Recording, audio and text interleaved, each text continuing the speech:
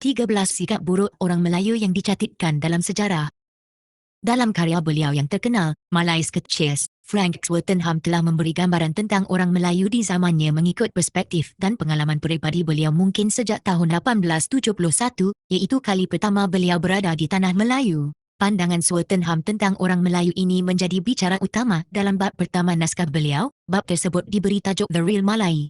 Naskah Malay Sketches ini dihasilkan pada tahun 1895, maka boleh disimpulkan bahawa orang Melayu yang digambarkan dalam naskah ini adalah hasil pengalaman beliau hidup dalam alam Melayu selama 24 tahun. Swettenham memulakan bab ini dengan menganjurkan bahawa untuk memahami orang Melayu, seseorang itu perlu tinggal di tanah Melayu, bertutur bahasa Melayu, hormat adat dan budaya orang Melayu, meminati apa yang diminati oleh orang Melayu, tahu gurau senda orang Melayu, sedia membantu mereka ketika dalam kesusahan serta berkongsi suka dan duka mereka. Jika semua ini berjaya dilakukan, maka nescaya seseorang itu telah berjaya memenangi hati serta kepercayaan dari orang Melayu. Malah Swettenham ini mampu berbahasa Melayu dengan baik, hingga beliau mampu menghasilkan kamus vocabulary of the English and Malay language. Selain daripada itu, Swettenham juga dikenang sebagai di antara 40 orang bekas pegawai tinggi British yang menentang pengenalan Malayan Union. Bentuk fizikal orang Melayu. Orang Melayu mengikut Swettenham, mempunyai susut badan yang rendah tapi sasa, berambut hitam lurus dengan kulit sawo matang serta berhidung kembang dengan bibir yang tebal. Orang Melayu juga digambarkan mempunyai mata yang terang. Kepribadian orang Melayu. Orang Melayu pada amnya bersopan santun, beradab serta peramah. Namun begitu, orang Melayu tidak sewenangnya mempercayai orang asing, malah bijak menyembunyikan kesangsian mereka dengan perawakan yang ramah. Swettenham juga menggambarkan orang Melayu bijak berbicara, susun kata mereka disulami dengan jenaka malah amat gemar berseluruh. Orang Melayu sangat cermat dan terang hati dalam menerima pelajaran. Malah jika ditambah dengan usaha dan keazaman yang tinggi, orang Melayu mampu menghasilkan sesuatu yang lebih daripada apa yang mereka pelajari. Dari sudut kebersihan diri, kebanyakan orang Melayu zaman itu mandi sekurang-kurangnya 2 kali sehari dan suka berhias serta berpakaian kemas.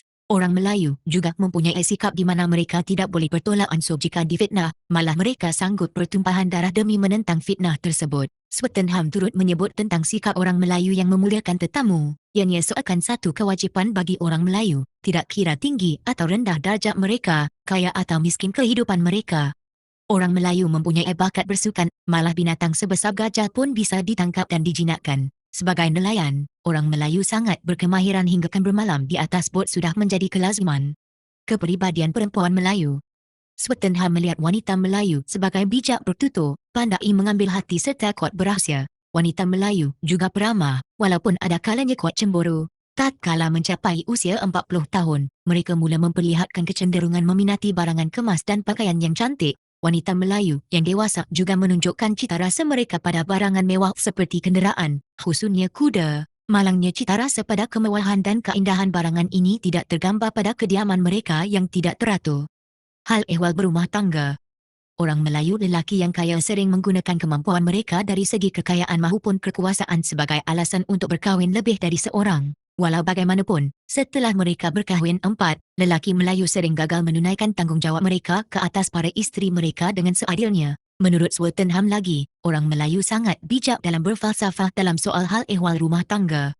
Hidup beragama.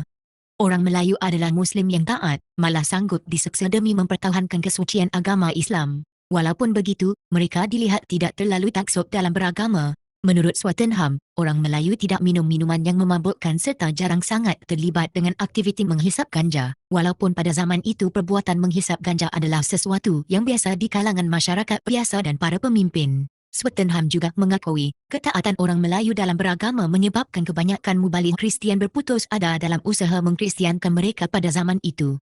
Sikap pada raja, bangsa dan negara. Orang Melayu dari kacamata Swettenham sangat bangga dan sayangkan negeri dan bangsa mereka. Orang Melayu juga sangat memelihara adat dan budaya mereka, maka tidak hairanlah jika ada pepatah Melayu biar mati anak, jangan mati adat. Orang Melayu juga sangat taatkan raja dan pemimpin. Adat memberi hadiah, sama ada dari raja kepada rakyat atau rakyat kepada pemerintah sudah menjadi budaya. Tetapi budaya ini dilihat mulai terhakis, namun dalam beberapa kerajaan, ianya masih diamalkan, seperti sewaktu istiadat pertabalan raja, upacara pelantikan pegawai tinggi, majlis perkahwinan, majlis berhatan, upacara tindik telinga dan acara lain yang seumpamanya. Sifat buruk orang Melayu. Dalam membicarakan perihal orang Melayu, Swettenham tidak mengambil sikap populis dengan hanya menceritakan apa yang baik. Sebaliknya beliau turut menyingkap sisi gelap masyarakat Melayu pada zaman itu. Antara tabiat atau sifat buruk orang Melayu pada zaman itu yang beliau temui adalah 1. Orang Melayu suka meminjam wang, tetapi liat untuk membayar balik. 2. Orang Melayu suka mengambil tahu hal ehwal jiran tetangga dan mengumpat. 3. Suka mempercayai hal yang karut-marut. 4. Orang Melayu suka berjudi, bersabung ayam dan perkara yang seumpamanya. 5. Tidak mudah menerima sebarang perubahan. 6. Orang Melayu ada kalanya malas, malah perkara yang rutin juga dilalaikan. 7. Orang Melayu tidak menghargai masa. 8. Rumah orang Melayu pada zaman itu dilihat tidak kemas, malah kotor. 9. Orang Melayu zaman itu suka berdendam, dan jika dendam itu tidak dapat dibalas pada orang yang sepatutnya, sesiapa sahaja yang kebetulan berada berhampiran akan menjadi mangsa, tidak kira lelaki atau perempuan, tua atau muda. 10. Orang Melayu suka mengamuk. 11. Walaupun orang Melayu suka berbudi, mereka sebenarnya mengharapkan balasan. 12. Orang Melayu suka berpuak-puak. 13. Orang Melayu amat menitik beratkan soal darjat serta keturunan, terutama dalam soal perkahwinan. Sikap buruk ini walaupun tidak enak dibaca, ianya harus menjadi pengajaran kerana inilah apa yang dilihat oleh orang luar.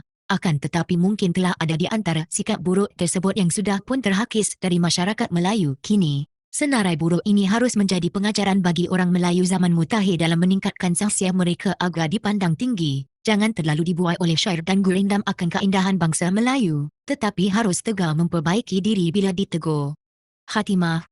Namun apa yang digambarkan oleh Swettenham ini walau bagaimanapun terhad kepada penilaian peribadi beliau selama 24 tahun mengenali masyarakat Melayu dan hanya masyarakat sekitar Singapura, Selangor dan Perak yang mungkin berada dalam pemerhatian beliau. Pandangan ini adalah berdasarkan tempoh beliau berada di Tanah Melayu hingga naskah Malay Sketches terhasil, iaitu pada tahun 1895. Sewaktu menghasilkan naskah yang mengandungi 22 bab ini, umur Swettenham adalah pada sekitar 45 tahun dan masih berjawatan sebagai residen British di Perak.